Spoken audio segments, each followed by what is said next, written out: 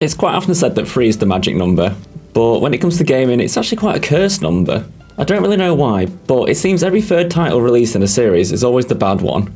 Obviously there's a few exceptions, don't get me wrong, but more often than not, the third title is always the one that brings down the series. Or it's the phantom one that never truly appears despite everybody wanting it to. I know what you're saying, give me some examples, back up your argument. And I can. So the first example is one that probably hit me the hardest, and it's Fear 3.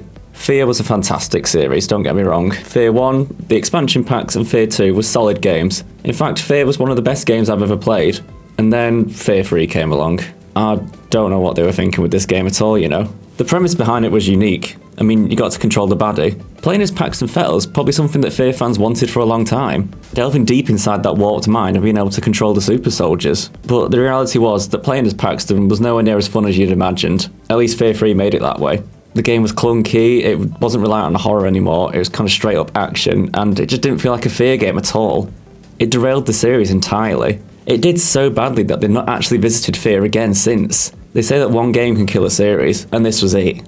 Next we've got Assassin's Creed 3. This is not a bad game. In fact, it's pretty decent. But when compared to Assassin's Creed 1 and 2, it's a ridiculously different game. And not in a good way. People are probably going to come for me in the comments about this, but it just didn't feel right. Going from the absolutely incredible Assassin's Creed 2 to Assassin's Creed 3 just felt like a step down to me. Assassin's Creed 2 is the game that most people point to and say that's perfect. But you never really see Assassin's Creed 3 come up in conversation. It just didn't feel on the level of the previous two. I can't quite put my finger on why, but it just didn't. It didn't have the same vibe, if you get what I mean. Now we move on to Doom 3. Doom 3 probably had the hardest task of any game out there, following on from the near-perfect Doom 1 and 2.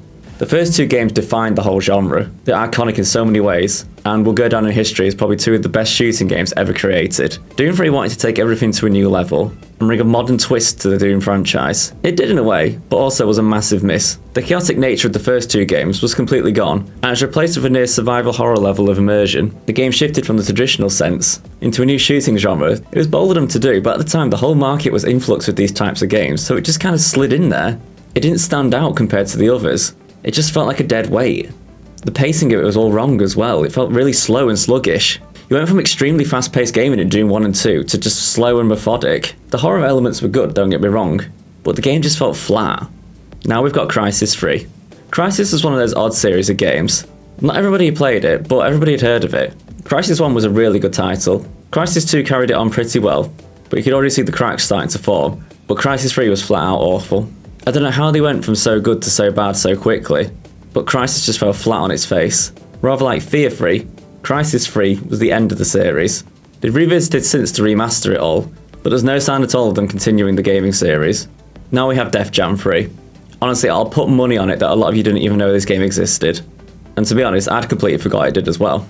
Everybody remembers Def Jam Vendetta and Def Jam Fight for New York, but the third Def Jam is one that nobody ever remembers. Why is that? Because it's absolutely awful. This is another one that completely killed the series. Everybody's clamouring to get Def Jam Vendetta or Def Jam Fight for New York remastered, but nobody's shouting for this one to be brought back. Now we have Spyro 3. I know, people are going to come for me for this one. Spyro series is near enough perfect. And I agree with you, it's near enough perfect. But Spyro 3 was such a letdown. The core gameplay mechanics weren't focused on enough, and what made the first two Spyro games really fun was kind of missed in the third one. There was a lot of emphasis on new mechanics, and just elements of gameplay that weren't necessarily needed. And while the skateboard missions were fun, they got really tiring after the first two. It was almost like the Spyro creators had seen the success of Tony Hawk and had tried to replicate it in a Spyro universe. Just make a separate game, make Spyro skateboarding. People would have bought that, we don't need it in the main game. Finally we have Mass Effect 3. The Mass Effect series is one that's really good but always has a few issues. The gameplay in 1 was a bit sluggish, 2 was really long, and 3 had the absolute worst ending to the series possible. Overall, the gameplay was pretty good, and the story was alright up until the last third. But most people hate on this game because that ending, it just ruined it. Why did they do it? What were they thinking? If you're going to come for me saying, why is Mass Effect 3 in the list? You've clearly not finished the game. Go finish it and then come back. You'll understand what I mean. Okay, so those are some of the bad titles that had already been released. But 3 is a cursed number even for games that haven't been released. Right, I know I've got to address this, and I will. Half-Life 3. Half-Life 3 is a game that everybody has wanted for years. Half-Life 2 Episode 2 left us on a big cliffhanger, and there was apparently going to be a DLC for that, but it never happened.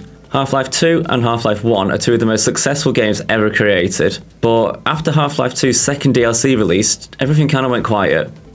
Nobody's heard from Half-Life since, apart from Alex, but that was a VR that kind of just expanded the universe rather than giving us a new journey.